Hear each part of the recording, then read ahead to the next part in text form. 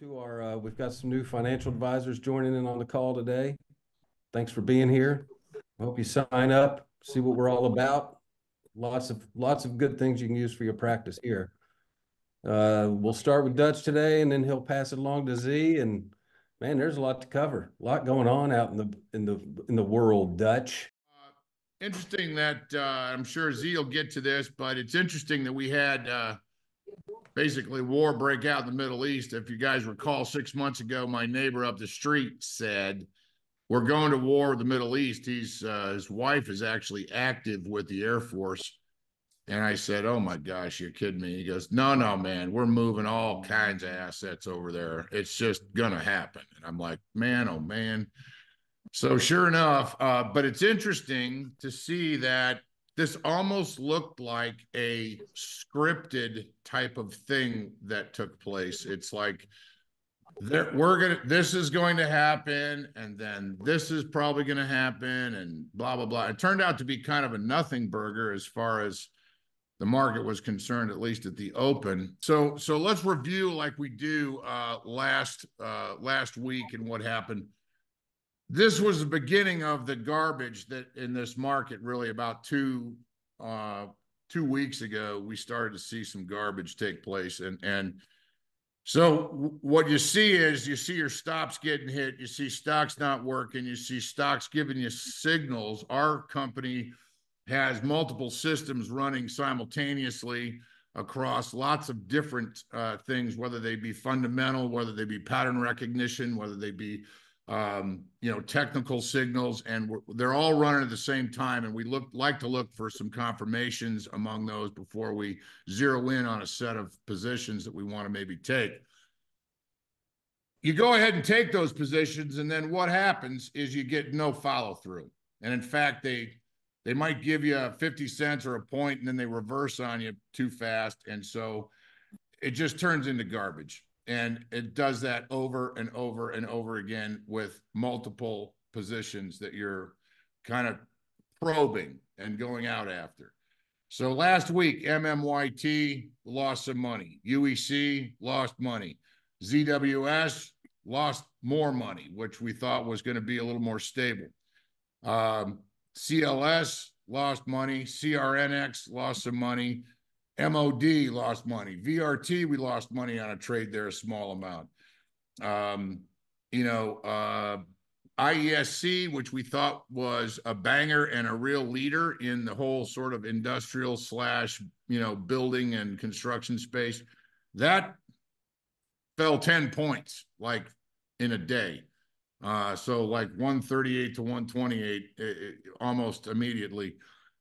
Same thing, AZEC, same thing. So those were all losers. And so what did we have in terms of a strategy to do in this kind of a market? You've got to find the one thing that maybe you can leverage into and get wacky with that's going to give you something to work with, okay? And so we found DXYZ, and it was a new stock, really an ETF, very unique, very different. And we went really crazy on it. It was running like crazy, so we were laying into it. And the reality is we ended up making a lot of money on the trade. I know a lot of people bought it, got bagged, got stuck in it, felt like they got trapped, got whipsawed, all that stuff, okay? And I understand that, okay? We bought it at 99 bucks, okay? And it went straight down to like 50, okay? So we could have felt the same way.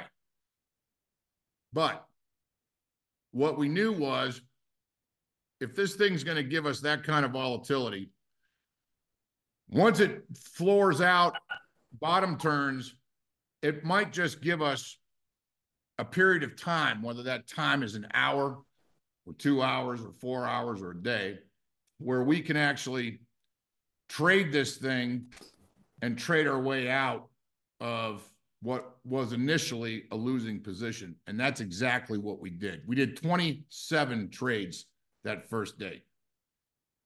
Actually, 27 round trips. So that's twice that many trades, technically. So 27 round trips. And ultimately, we ended up banking about a net 200,000 on all of that. So really, we only made our money last week in basically 1 or 2 stocks. Everything else didn't work because the market's garbage and the signals are garbage.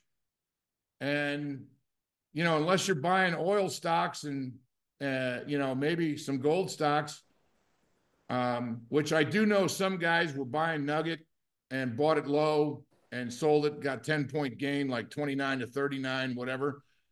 And congratulations to you for being more patient than I was. That was a great call by Trader Z. Silver went from 23 to what, 29, 28. And last week, the question came up to Trader Z, hey, would you be buying it up here at 28? So it was at 27 and change. And he said, I think there's only about a point left in this thing. And kind of that's where we're at. Okay. So I wouldn't get too deep in the woods about this, about the war stuff. We are seeing some defense companies that were popping this morning. They might be, you know, worth a look. But, you know, we're not there. So really what we're doing now is we are staying in a fair amount of cash, and we're sticking with the positions that seem to really have a bid under them, like Amazon and Qualcomm. And I know that sounds boring because I hate talking about mega cap stocks, but if we're going to put money to work, and this is going, and the thesis being that this is going to turn at some point here, and they will rotate to technology. I think 2 of the best stocks in terms of what their charts look like and what the chatter is and what's going on, you've got those 2, Amazon and Qualcomm. Now, we decided to play with a little GCT today. And, you know, it's holed up all right here. And I think that we can see a 32 to 38 run. But like I said, it's not a stock I trust, but it is starting to act a little more righteous over time, I think, as more traders become aware of it. If you want to talk about DXYZ, I can tell you that I was really tempted when it was at about 33 bucks this morning to just lay into it. And I chickened out. And now it's at 38, so I missed it. It looks like we had a short covering spike on that stock, but it also looks like it's setting up to maybe go a lot higher.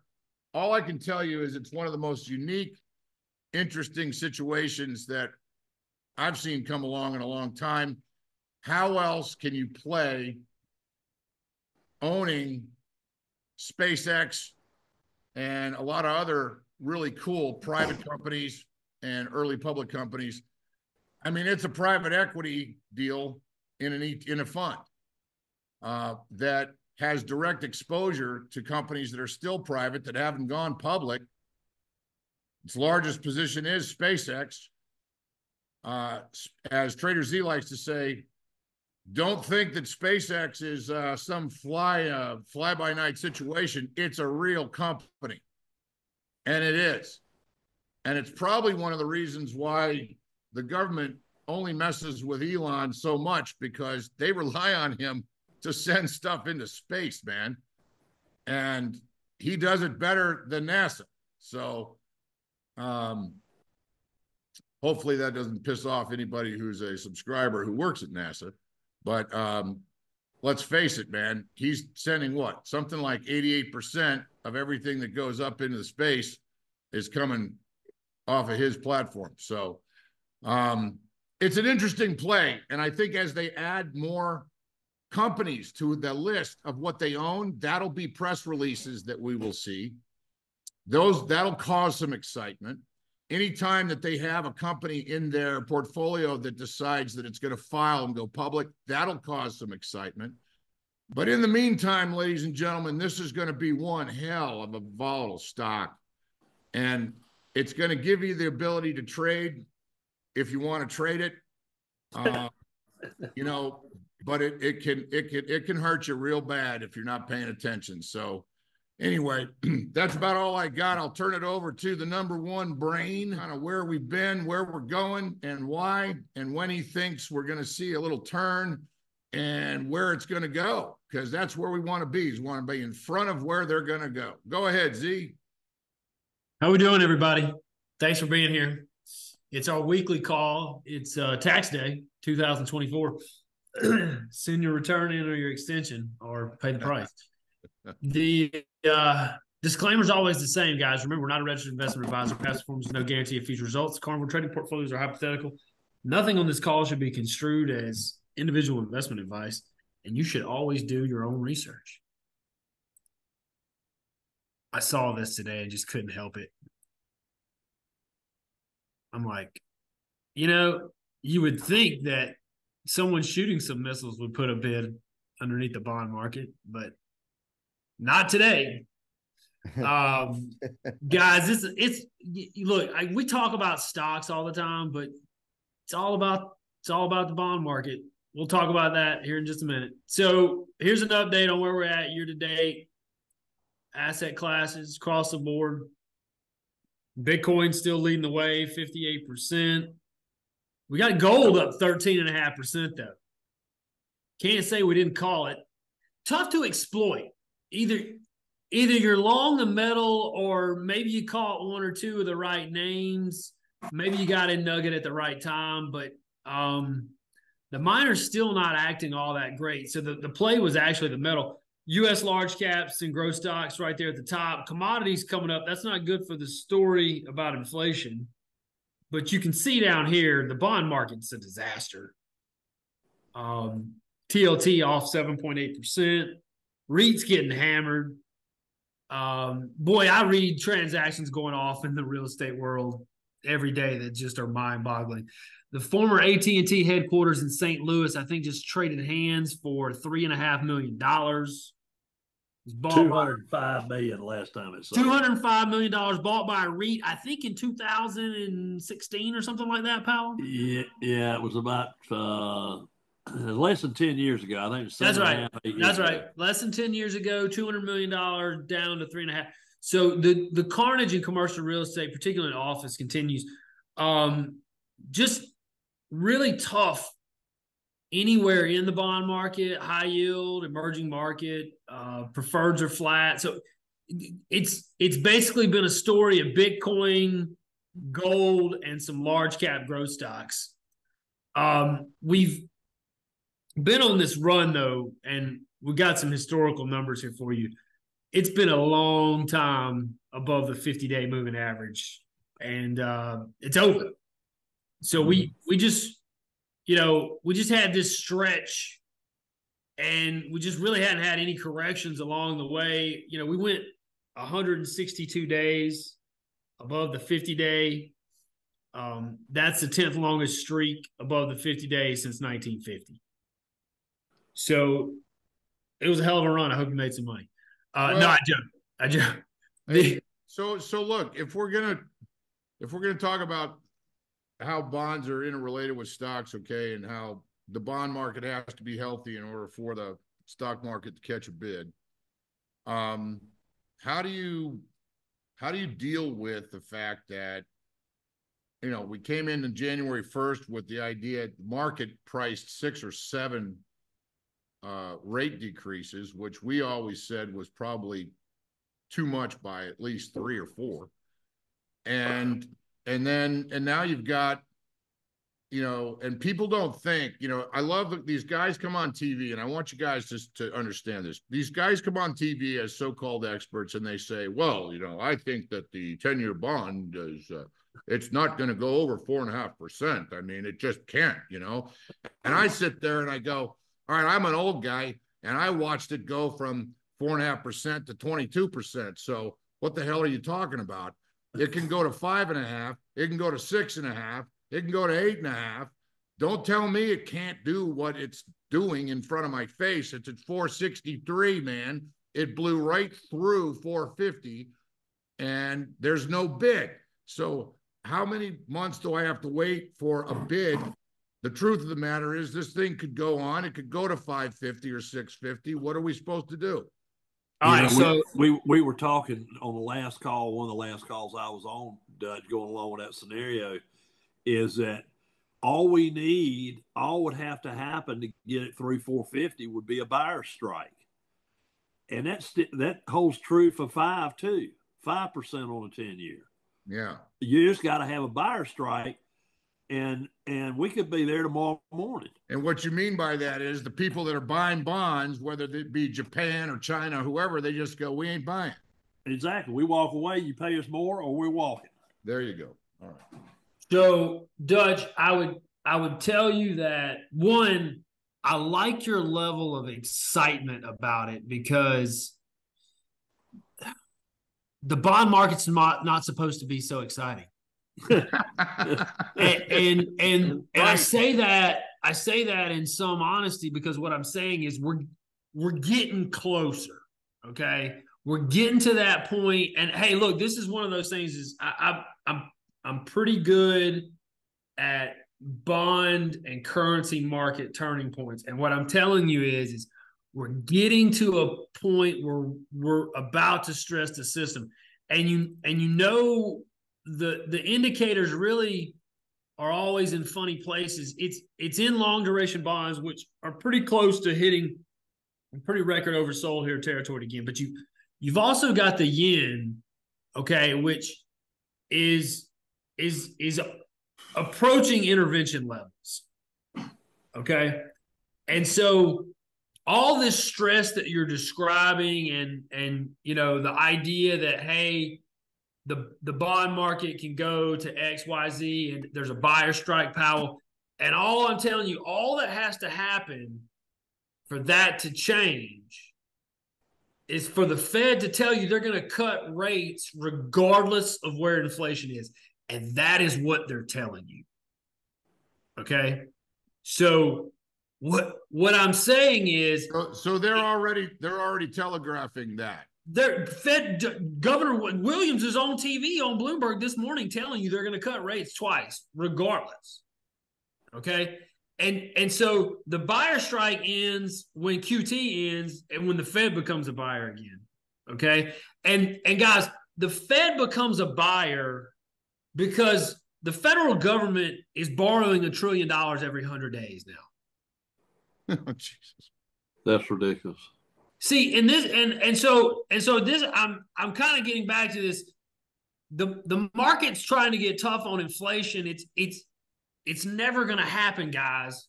It's 3 to 5% from here forever. Okay, the market's confused at Powell. Like, why are they talking about cutting? Hey, they're not going to raise rates again, guys. That does nothing to the problem of food and energy. What does raising rate? All that does is kill autos and homes. So any discussion, anybody out there who's telling you that they're going to raise rates further because of inflation is stupid and wrong. Okay? They're not raising rates anymore. Now, you can argue that they're going to leave rates here for a while. Okay, there's validity to that argument. The 6 rate cuts were overdone. Dutch, you said we thought maybe 3. Maybe 2. All right, that's probably still what's happening. And oh, by the way, the market's rallied in the face of all this. Okay. And Z, also think about how long we fought disinflation with inflation rate being below 2%. People forget that. But Pal, here's a chart. You know what I'm talking about. And hey, look, here's reason number 1, the Fed doesn't hike anymore.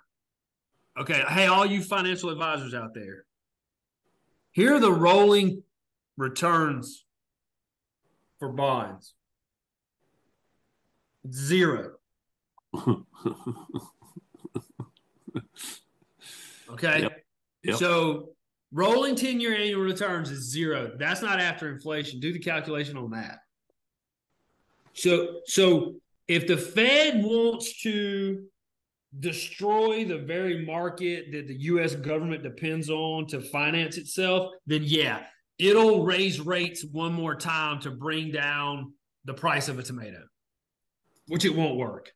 Well, Hey, not gonna happen, dude. And they could, and you could say here again, you can leave it here for a while, but the idea that at some point they don't become concerned about treasuries, treasury prices, and currencies. well, Yellen is already freaking out. That's right. Okay, we know that.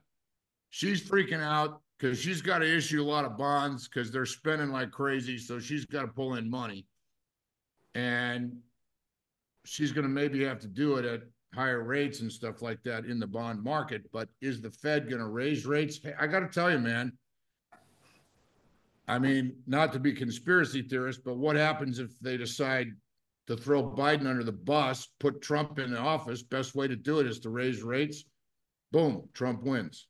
I mean, if I was a conspiracy theory, I'd actually bet on the exact opposite.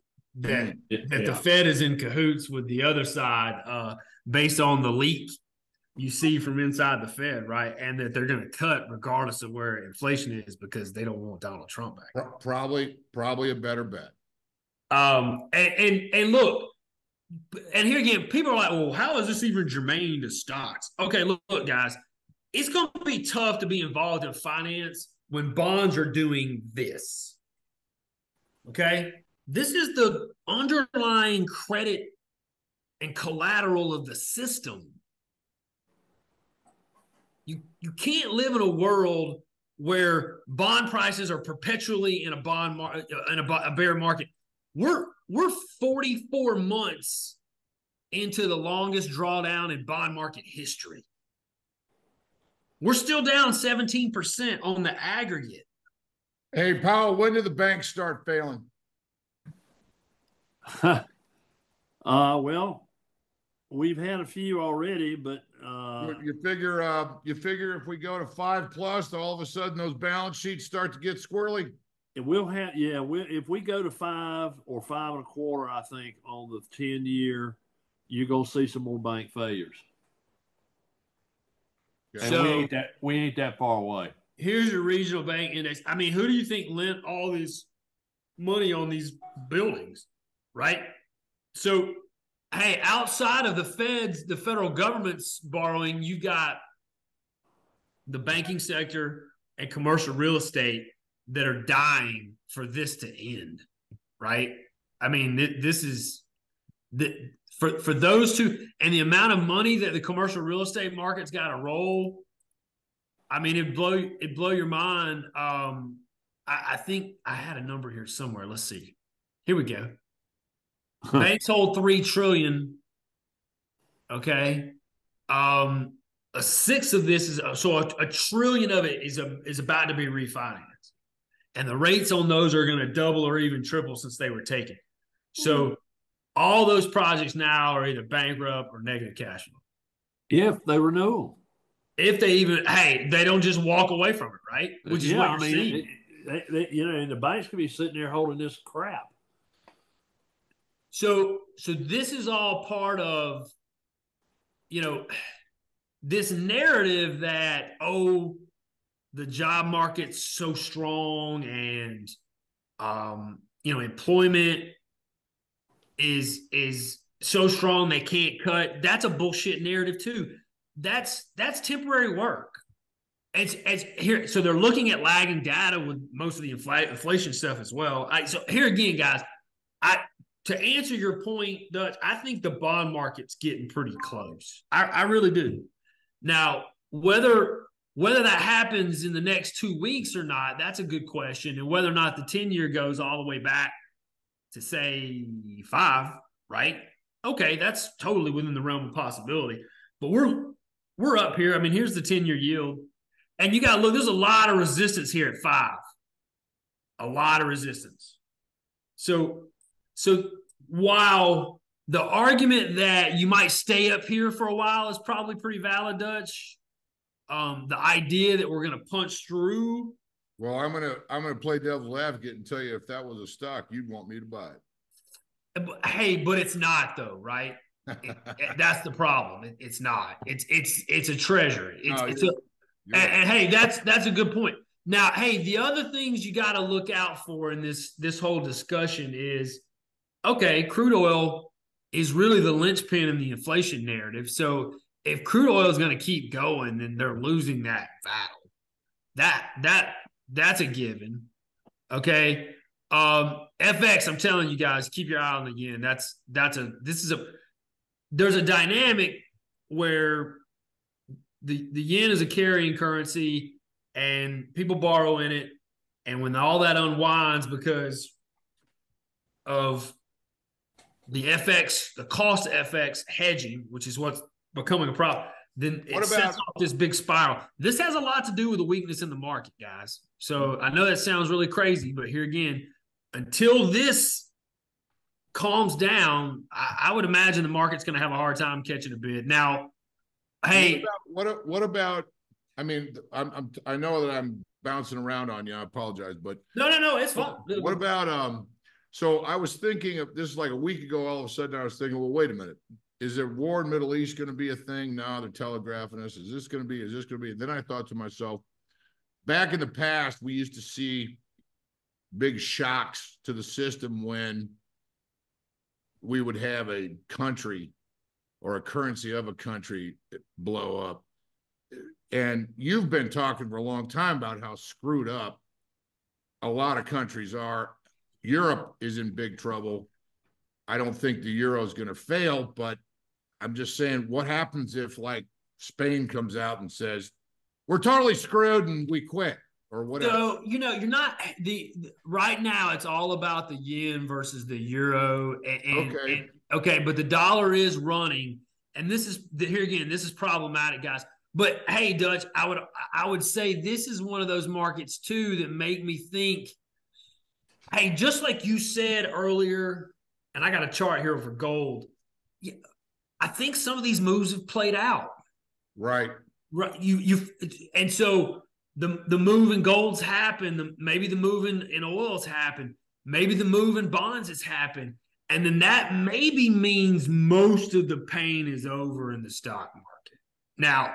Now, whether or not that's the case, all right, let's look at some charts. So here's the Dow. It's the most advanced in the sell-off. Look, you're already down here in the RSI. You're not quite there. You're through the 50-day, though. You've pretty much burned off your overbought condition on the daily.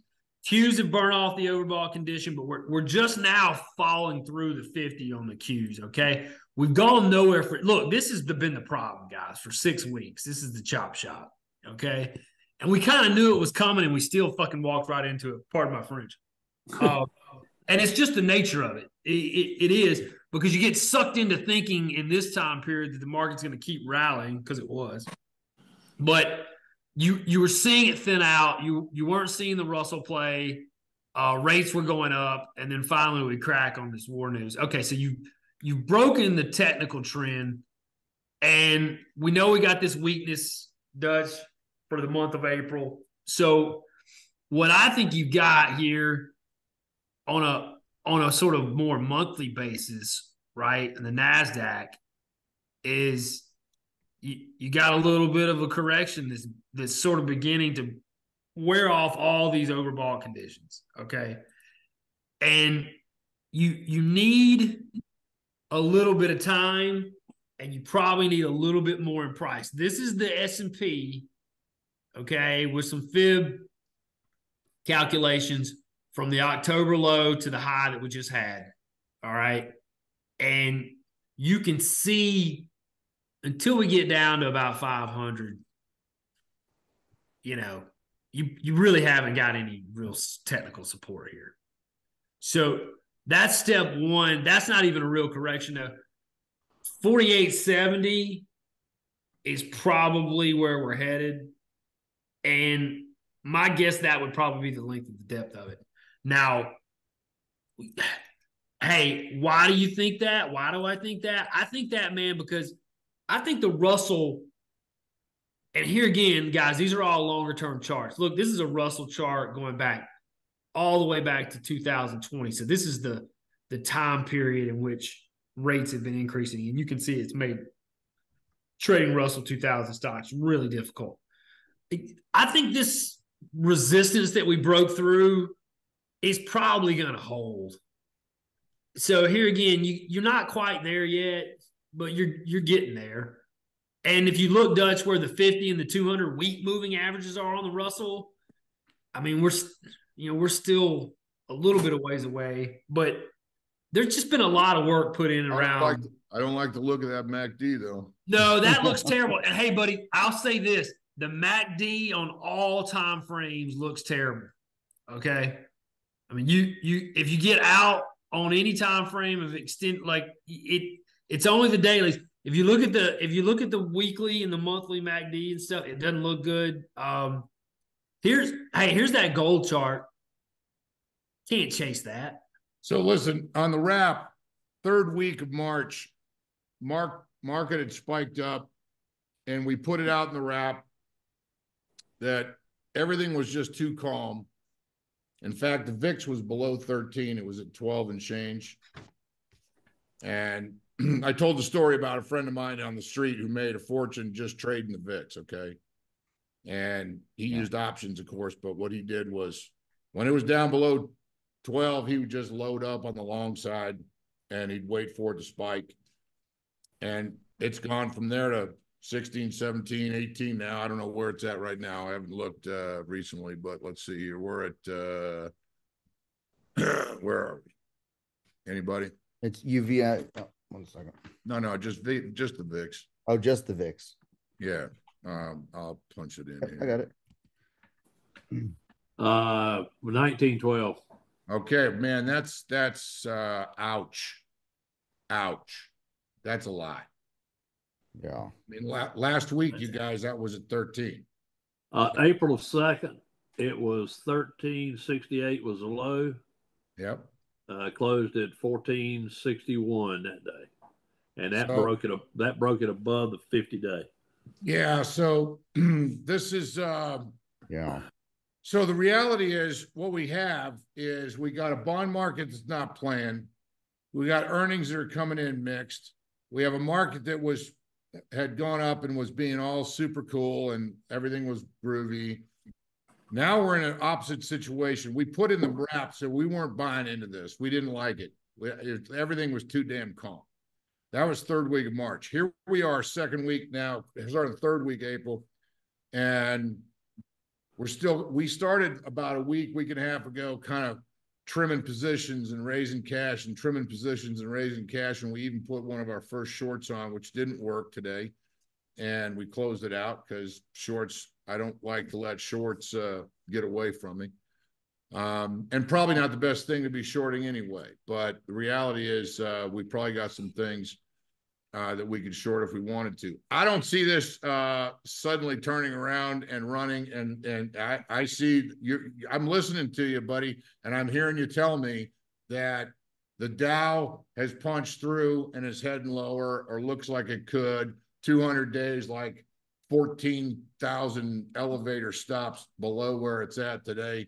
So there's not a lot of support there. The NAS is, everything looks crap. The MACD, all that stuff. Look, our job here is not to be shills for anybody and not to try to pump and blow smoke up your butts about how great everything's going to be. Our job is not to tell you, because you guys are our family and our financial advisors, and you know the truth when you hear it and you see it. And I mean, you can tell your customer, hey, listen, everything's groovy. Just take your time frame out. Don't panic. That's cool. But for us, if we're trading, we got to be judicious with the allocation of capital and how much we're putting to work out there and whether we're going long or short. And I just don't like what I see maybe for a couple of weeks.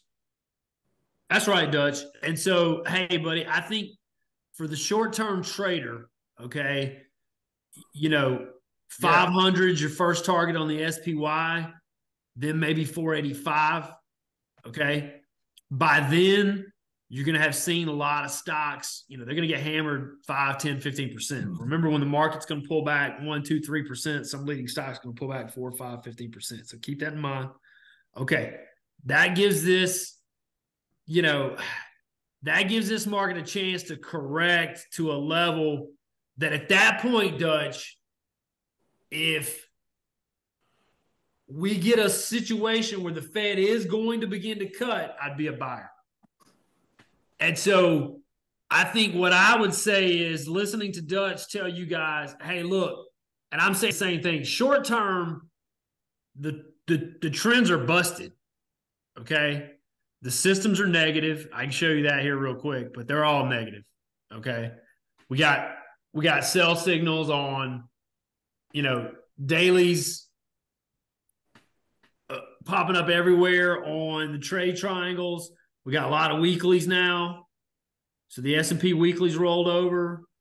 Okay, so the signals are the signals and the trends are negative, at least on the weekly and daily time frames. Not quite yet on the monthly, and not quite on the weekly on all markets. But you can see all we got is gold here. So that's the short term. Okay, in terms of 6 months out, if you're allocating capital, well, when the Fed begins to cut, I still think you should be a buyer. And the reality is, it goes back to, you really don't have a choice. And neither does the Fed. And that was kind of all that discussion that we had earlier about where rates are and where macro is that ultimately, guys, the Fed itself has got a refinancing problem. 38% of the federal debt's got to be refinanced in the next 3 years. They're going to want that to come down. Hey, and I would say, Dutch, they're willing to go so far as to keep this level of 3 to 4 to 5% inflation forever. Yeah. As it is the only way out from underneath the debt. That's right. That's it. That's right. We talked about that the other day. That's exactly right. And so as much as you want to be a bear short term, okay, and you can say, hey, sit in cash or short this or short that. At the end of the day, guys, it's either inflate this thing away or we all die in some sort of deflationary collapse. They're going to choose the first one. So let the market correct, let it come into you, and then be a buyer. But not yet. And definitely don't go charging in here when you've got pretty much all the systems and all your leading stocks and all your strong sectors breaking down. Okay? And I think that's Dutch's point for sure, and it's an extremely valid one. And if you're a trader out there, you should be listening. All right, quickly, we're watching gold to see if that's peaked out. Okay, there it is on a weekly. You can see it's really run. Tough to chase that here. If you made money there, glad. Miners have not really played ball. Never broke out. So it was either GLD or really maybe a handful of names that worked, or Nugget if you timed it just right. That's tough. XLE, same thing. So that was the energy trade. That's tough. Bitcoin breaking down, got to hold 65. Walking into the halving, that's going to happen in the next couple of days. That'll be interesting. The only thing bearish I see in crypto is that ETH didn't make a new high. So here's ETH. It looks like it's rolled over. Hey, Z, people can't see what you're talking about. Oh, well, let's get it back up. Hang on. Refresh the page or something there. You're still on. You're on Market Club right now. And by the way, I will take this opportunity to say, Powell, welcome back, my man. Hey, I'm happy to be here. Thanks for your patience. It's good to have you here, man. It's good to be able to hear all your words come out too. That helps. Dutch doesn't like spotty. He'll call me at about midnight tonight, going, "Do not post that video." I thought it was my ugly face. No. That's been coming in the same. We'll talk about that offline, pal. There's Jay with a zinger. And zing, that's it. I thought he was on mute. Put him back on mute. Put him back on mute. Put him back in the box. I love you, Jay. So I love you too. Now's when Trader Z goes and see he puts on the infinite power glove. See, There we go. That's what he was getting. Hey, the difference between mine and his is like real. He puts it on the whole hand, it lights up and everything. Very cool. it makes noises. So hey, for all you bears out there, though. Oh, Godfather's got one. Look, There it is. But for all you bears out there, you look, the real estate short has kicked back in. You know, there's really crappy instrument out there. We've tried this DRV. You got the negative carry cost of the yield, so it's not a great short candidate, but it has been going up in this environment, which is, you know, tough to find. So I think, you know, that's your rate implosion play. If that story is gonna continue down that path, then commercial real estate is going to continue to just be destroyed. You got DRV and SRS breaking out. That's right. In fact, hey, pal, one of the few buy signals I got overnight. And hey, you know, Dutch was talking about the systems guys. You can tell here, dominated by sales, and just, you know, not seeing a lot of new sectors emerging for leadership purposes. A lot of this is stale. Have seen transportation go from 48 to 30 to 18. But, you know, nothing really popping out to play just yet. I know Dutch and I noticed some action in some biomed names, but we've gone the wrong direction there. 3, 9, 13. So would have liked to have seen that to continue to move up. But a lot of this stuff is pretty stale, guys. And you know, we've been waiting for maybe some broadening out that just isn't going to happen with the Russell fighting the 10-year like it is. So it's just a story that I'm kind of tired of telling, particularly about bonds. Until you get a bid in bonds, you can't get the Russell to break out. Until you get the Russell to really break out, you can't get the breadth that you need to really drive this market. And that leaves you trading a handful of tech stocks and or whatever the flavor of the, you know, rotational month is. And it's just a tough market to work with. But I wanted to, now that we're talking about that, I wanted to give them a little context, especially if you're new around here. Bottom line is we made a lot of money in 2022 by playing with the inverse ETFs. I know that a lot of financial advisors cannot recommend inverse ETFs, especially the ones that are leveraged. So for those of you who can and are at firms that will allow you, the ones we like to play were SPXU. That is a leveraged ETF that goes up in value when the S&P goes down. And that one still looks pretty good as a vehicle to buy over the next couple of weeks. You can see that it's punched through and we got a MACD that's running on it. That's something that you could buy at whatever the price is, 35 right now. 35.99. Yeah, so you're $36 there. I think you could see 40, 42 on it, maybe. Looks like there might be some resistance around 42.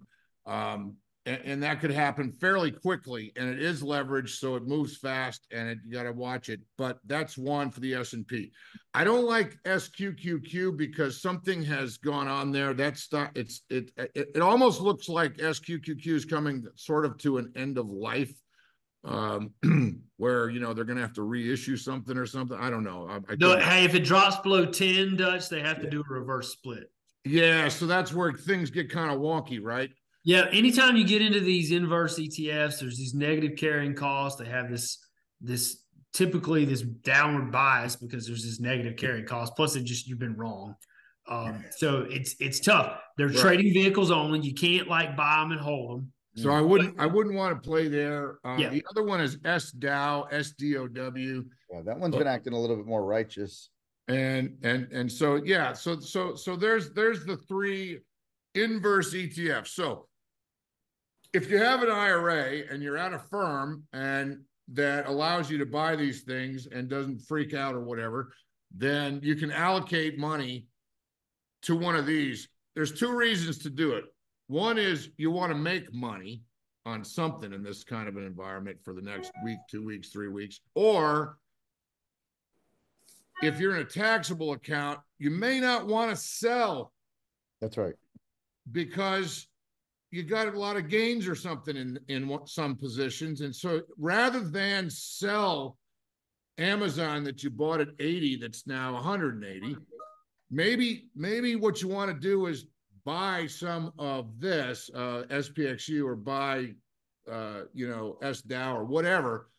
Probably not a good example, but anyway, you want to buy something there in order to hedge that position. So maybe your Amazon pulls back 5 or 10%. Maybe you pick up the 10 or 15% off of SPXU. I'm just saying we want to give you alternatives and ideas that aren't necessarily out there, easy to understand, easy to find. Now, regional banks, if we see the market fly in bonds and all of a sudden rates go to, in fact, I saw somebody post a note here that somebody was out there talking about rates going to 6.5% on the 10-year.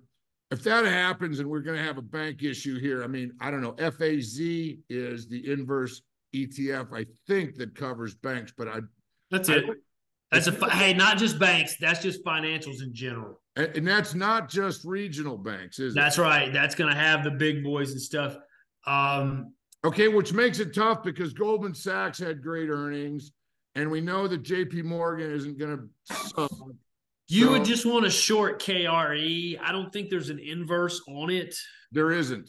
Yeah, so that's here again, guys, it's always challenging. There's very few limited quality inverse plays, particularly at the sector level. Right. Okay, I'm done. I just thought I'd throw that out there. Hey, no, I mean, look, when guys, when it gets in these kinds of environments, there's not a lot to do. And quite frankly, until recently, these things have not worked. Now, obviously, they've taken off over the last couple of trading days, but they had not necessarily been great ways to play the downside that we had from day to day until recently. So, but this is it, Dutch. I mean, look, when you get into this kind of environment where, look, DRV, like I said, I mean, that's a 3X real estate play. It's not, and the UUP for anybody that can get long, but the problem with UUP is, look, it goes from 27 to 28. That does nothing for you. And that's basically getting long the dollar. So you're not really getting any bang for your buck on a hedge by using that. So not really viable. Hey, quickly, look, the beauty of earnings is it possibly changes the narrative away from geopolitical. So you want to pay attention. We've got some big companies coming down the pipe this week, ASML and Semiconductor World. Taiwan Semi will be the one everybody's watching on Thursday for semiconductors. And then, of course, you'll have Netflix kicking off the mega cap tech. So, we're going to start here to maybe have something to change the narrative, but, they're going to have to really blow things out, obviously, to catch a bid. Hey, Dutch, I've got the list here of what we've got. We've talked about some of them already. You want to focus on any of them real quick? Yeah, I would just say that we're building a big position in Qualcomm. I know we're about 169 here. The magic area was basically around 171, 170, 171, 172. That's where our cost is on this new run into Qualcomm. I like it's showing up on all the systems. There's a solid bid there. It's a huge company. They got lots of cash. They got lots of IP. They got lots of talent. They got lots of liquidity. We got flat base developing, buddy. 25 days into it. Okay. You can see the systems flagged it. Okay. We've got EP. We got earnings per share coming out in 9 days. Okay. Yeah. So that's here again. This is where you want to be. If you're going to be nibbling somewhere, right? This is it, Dutch. So we're building slowly a position that's getting bigger and bigger and bigger, but we're only doing it in small increments here. We'll probably be buying a little more here before the close and bring that up in terms of position size. Amazon's another one we added to today. That's it. We closed out the Planet Fitness short. One of the problems with Planet Fitness as a short, and yes, I still think they're idiots. And I could go on a long rant about how it's impossible to screw up something like Disney and the magic of the mouse, but they did it. And Bud Light, which every guy driving a Ford F-150 has a case in the back seat. How do you screw that up? They did it. And now you got Planet Fitness, doing their retarded stuff. So, and coming out and saying stupid things. So do I still think it goes to 51? Yeah.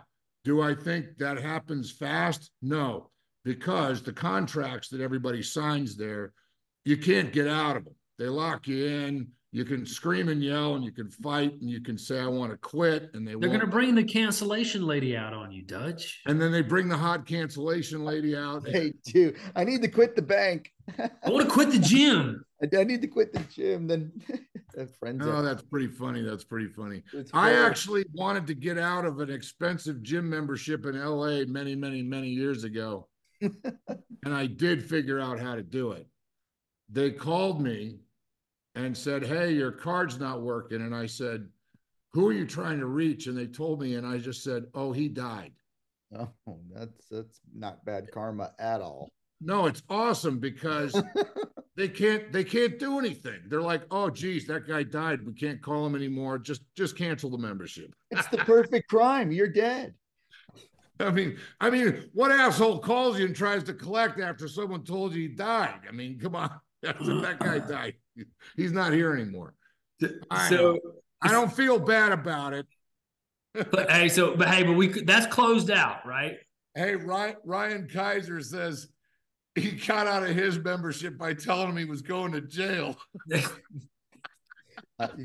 So Trader Z would like to know we're out of. They got a free membership in jail, right? The free gym. That's right. Yeah, so that's closed out. Everything else, I got to tell you, everything else is, and of course, DXYZ that's just in there as a placeholder for you guys to see how crazy that thing is. But the truth of the matter is, look at this thing. Look at this thing. This is crazy. Hey, they've, guys, closed-end fund. You really should do a little bit of investigating into the underlying outside of SpaceX. They got a block of OpenAI.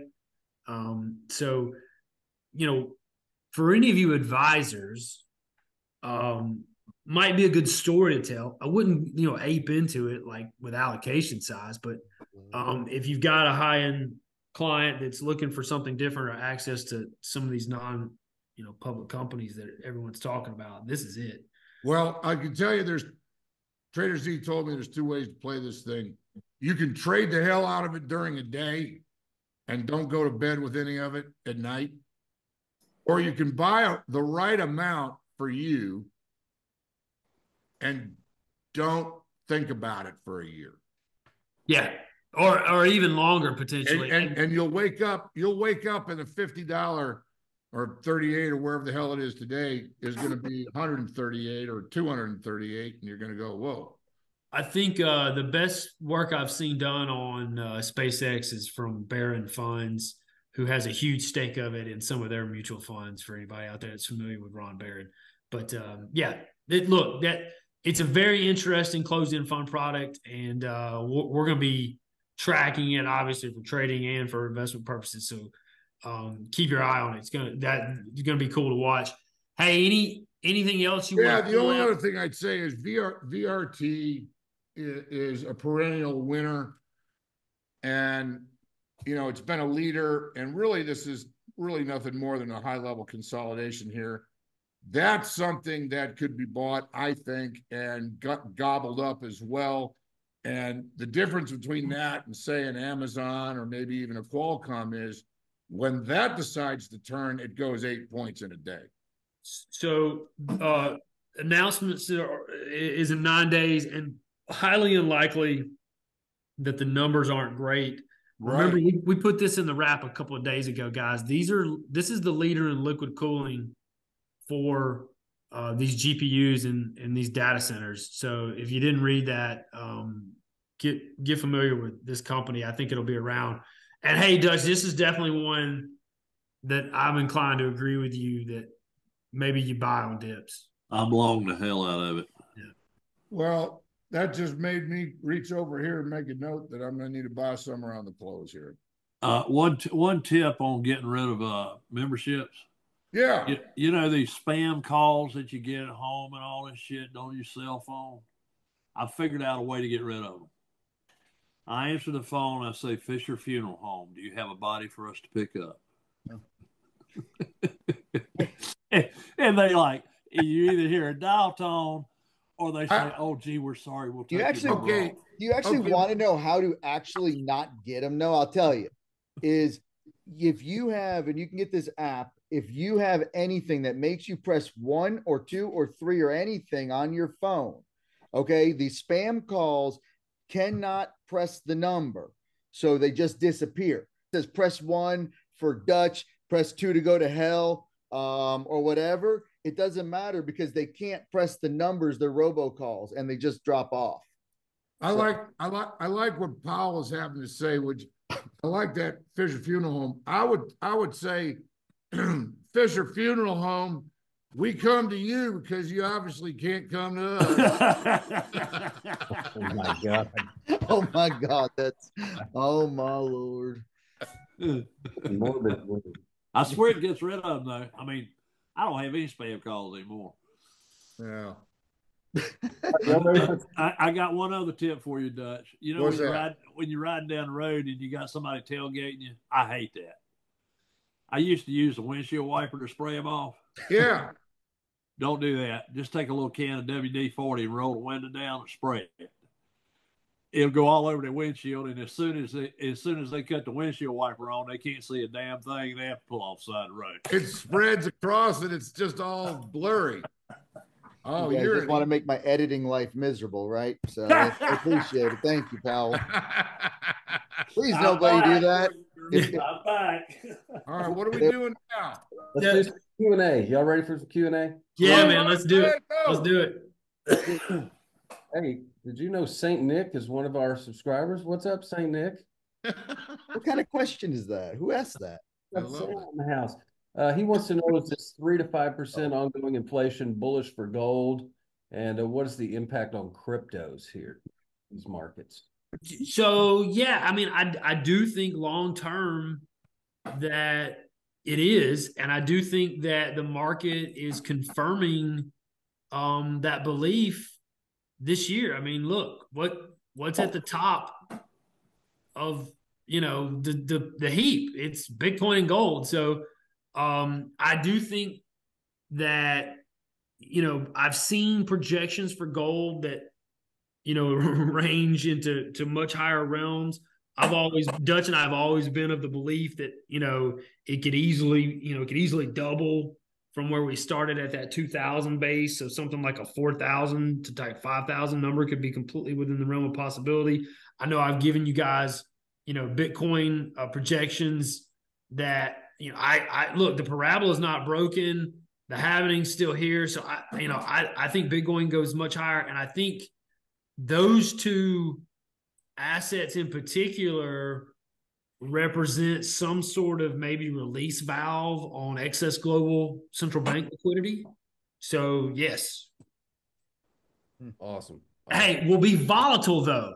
Yeah. Just remember that, guys. Like none of this stuff moves in a straight line, right? And particularly with Bitcoin, like, you know, it can sneeze and go down 15-20%. So Well, you saw what happened Saturday. I mean, it was literally sell-offs. I mean, there were altcoins going down 30-40%. that's right.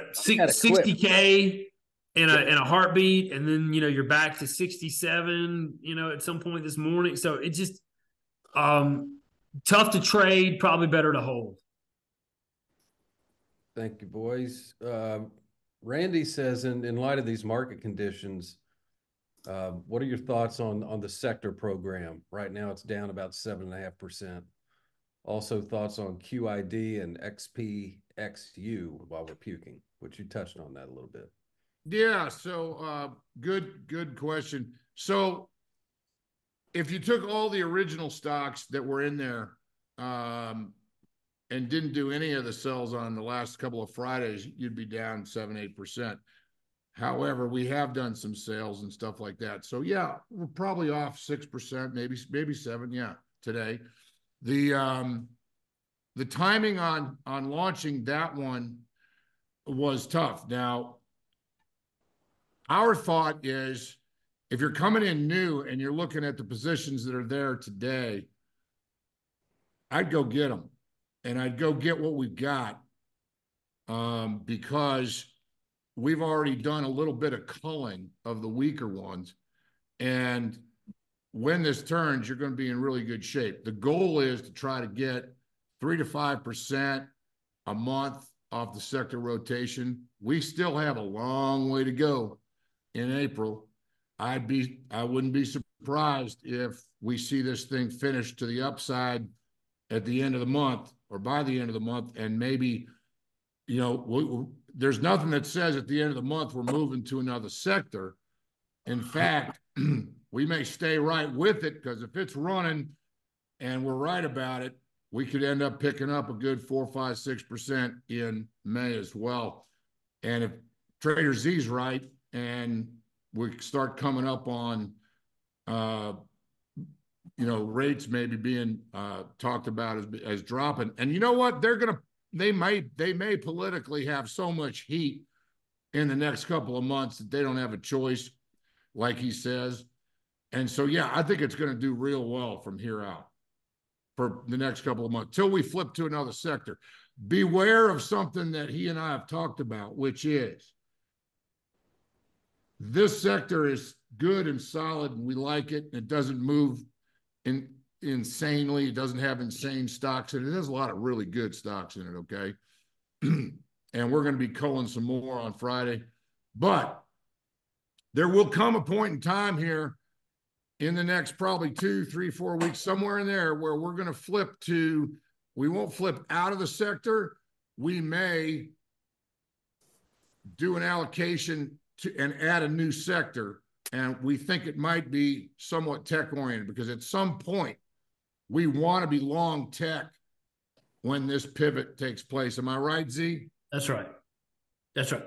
And hey, look, I think what Dutch is describing to you guys is your playbook, right? It's like, if you're looking at some of these positions and you're off 7-8%, I mean, guys, in the trading stock world, that's just kind of part of the game. And so don't begin to completely question the thesis, and don't necessarily begin to question, the market in its entirety. If you're a short-term trader, you don't necessarily want to be piling into everything aggressively here.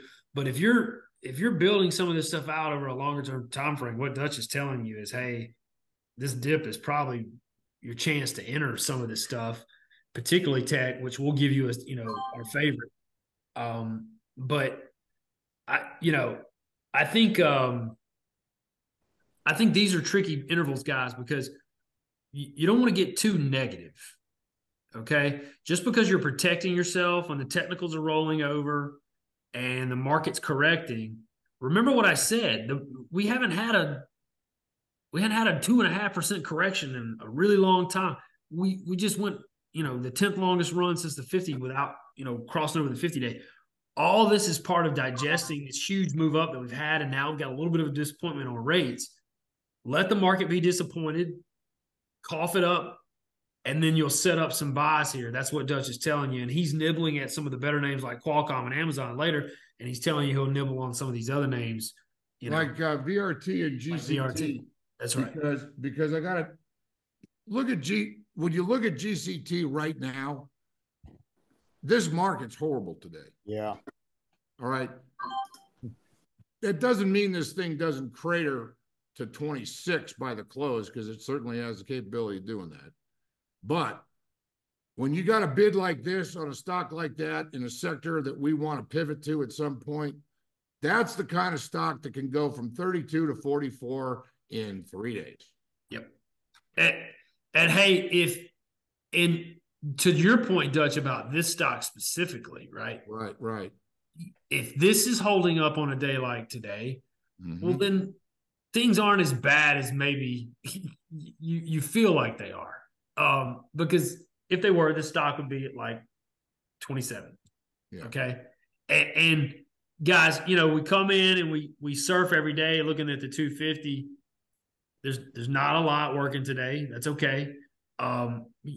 You definitely have to realize that we've got weakness, but within that weakness, that looks like my wife's gas tank gauge. Look at that. Right?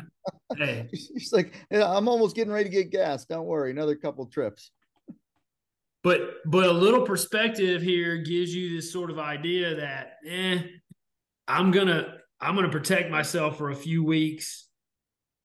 I'm gonna nibble at some of these longer term plays that Dutch is talking about in Qualcomm and Amazon, and then I'm gonna maybe find some winning stocks that are holding up better, like GCT, because when this thing does turn, it'll run to new highs, and I want to be there.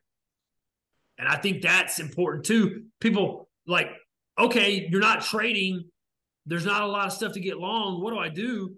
Well, you should sit around and look for stuff that's outperforming, because that's where you're going to want to be when we start getting long again. Let me ask you a question on this stock specifically. So this one doesn't have a lot of big institutions in it, right? So is it performing better because they're not in it and it's mostly a retail trader in early?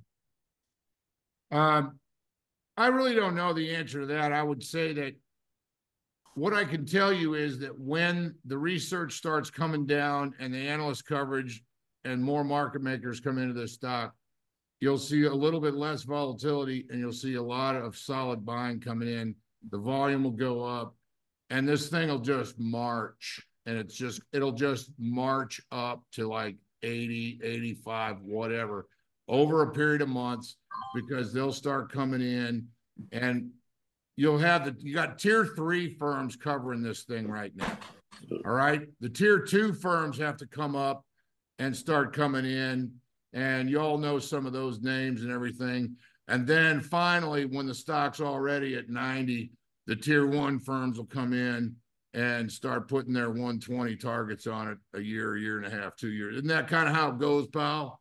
Yep. That's interesting. That's exactly how it works. Yeah, Godfather, my theory on why this stock is holding up is because it's so damn cheap. Its price earnings multiple for a stock with this much earnings growth it's just really low. Well, it's triple digit growth, right? That's what and so what I'm saying is, for a company with this much growth, the market's not really assigning much of a premium to it at all. And by the time the big boys get in it, you could already have a 10-bagger. Hey, Powell, this was why I had said it was going to 100, right? Because you got to have these situations where it's misunderstood. Right. Like you to get it to go that far, that fast, it has to be misunderstood. And so that's what I'm saying here, Godfathers. I think steel, it's just not properly understood. It's trading at like 14 times, depending on what multiple you look at. So, And part of that misunderstanding is a lack of coverage, like nobody knows what it is. It's $1 billion company. So you're way more apt to find a 10-bagger, guys, at 500 million to 5 billion than you are, at 10 billion to 100 billion. What do you think SMCI was when we started around this? What do you think? What did you think its market cap was when we started playing with it? SMCI was, I think, $88 or something like that. It was around $80. Powell, I think I want to say it was like a $15 billion market cap. Yeah, I think that's about right. That's about but right. Hey, so if you're looking out there for screens to put on things, you look at what's working on a day like today, and then you screen for the things that are working today that are within 5 or 10% of their all-time high. That's right. So that you're automatically going to find stocks like SMCI that are trading with a relative strength of 99. When you do that kind of a screen, we say, okay, well, they're not that far off of their all-time high. I can't tell how far they are away from it, but what are they, like 10% or less? Probably. Yeah, you can see there's a percentage off high measurement right here, and you can sort by that, guys, within Market Smith.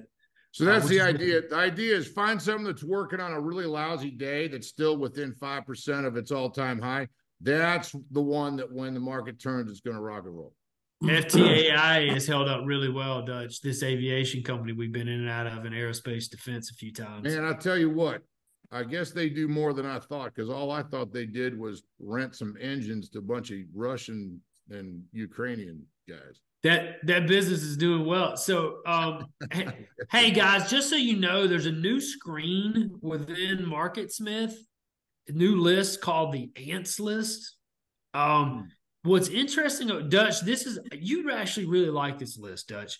Okay. This is just stocks showing strong price and volume action over the last 15 days.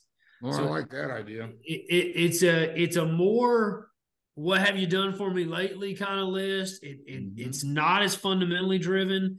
And so I've been kind of going here because, guys, some of our fundamental stories have gotten a little bit stale. They've been not from a long-term investing perspective. I'm still just as optimistic as always, but from a short-term trading perspective. So this has been interesting, Dutch, to kind of come here and look at this because it kind of has shown you exactly what you're talking about. A lot of these names on the Ant list you can see are still within 2, 3, 4, particularly here at the top of the list.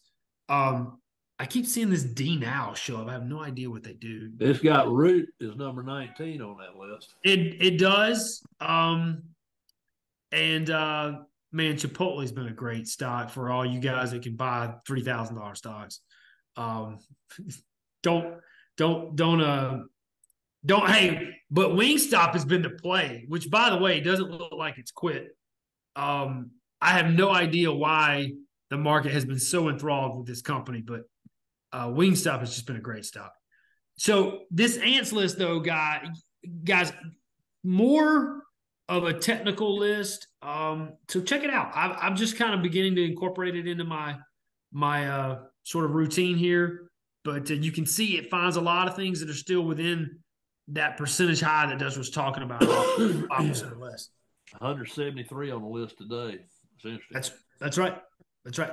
Oh, hey, just so you can tell, guys, look, we got 10 stocks within the relative strength blue dot. Not a lot of only one breaking out, only 7 near the pivot. That says a lot in itself right there. All right, guys. Todd has he's sniffed out a potential short stock. H&R Block. The site for e-filing's been down since yesterday, still down. The natives are getting restless on Reddit and elsewhere. They're charging for each failed attempt to file your taxes. So damn, there's trouble over at H&R Block. Would you take a look and see what that looks like? I mean, it looks like it's rolling over for sure. Are the Disney executives running that thing or what? Another one. How do you screw that up? Look, I would tell you these kind of like if you want to try to short it for a day or two, have fun. I mean, I can see the charts breaking down, and it sounds like a terrible PR story, and it actually may end up hitting earnings as well. Just realize that you're shorting H&R Block at a 12 PE, and Yeah. and hey, on a monthly basis, they've created wealth for people. I mean, it's not a gangbuster kind of stock, but it's made money. It's made some people money. So you're gonna have a story there that's tough, to say that's fraud. It's obviously not fraud. It's just an operational hiccup. So keep that in mind. All right, guys. John asks, he says, if the Israelis attacked oil assets in Iran, where do you see oil spiking to? Just comment a little bit on the oil. Guys, you look, this gets into a whole geopolitical prognostication game. I think everyone behind the scenes right now is doing everything possible to prevent that from happening. I think the Iranians telegraphed their attack. I think now the Israelis have come and said essentially, hey, we're going to work with the United States on our targets in terms of retaliation. The United States obviously is going to encourage them to avoid any kind of oil and gas assets.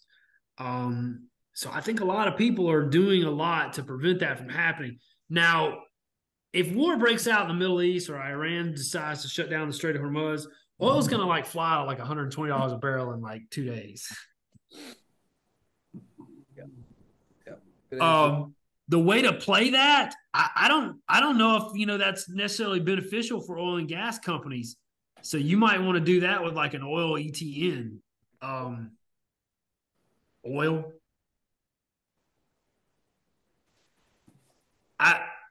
Not my cup of tea. I would say if you're bullish oil prices, do what Warren Buffett's doing and maybe buy Occidental Petroleum. That's right. Hey, so or PR, which has been a great one in the Permian. Yeah.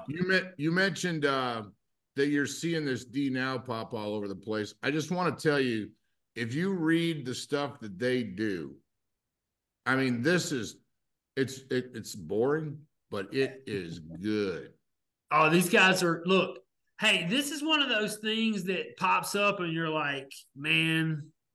They're doing everything, and all their shit is consumables that you got to buy more of, and it's all pumps and generator and air compressors and dryers and blowers and all kinds of just stuff that stuff doesn't work without their stuff. It's machinery and equipment, man. I mean, look, these things are mission critical, right? And $1.5 billion company, small. You're at the pivot.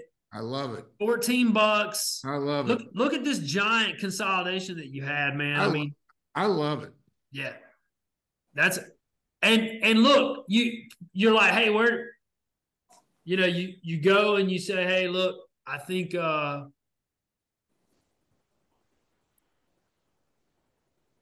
see it here, and it popped up somewhere else. But we're watching this space. If you're a believer that all hell is going to break loose in the Middle East, then the trend in oil and gold is probably not done. Yeah.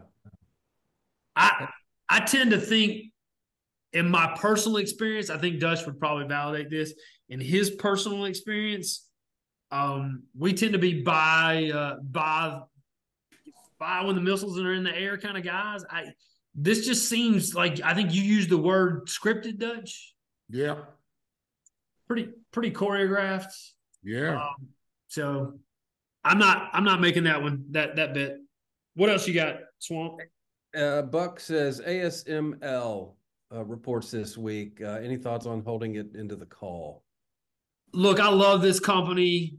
What they do is invaluable to the semiconductor industry.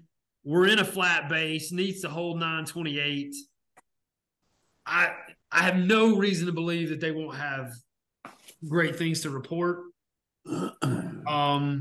This is a long-term hold.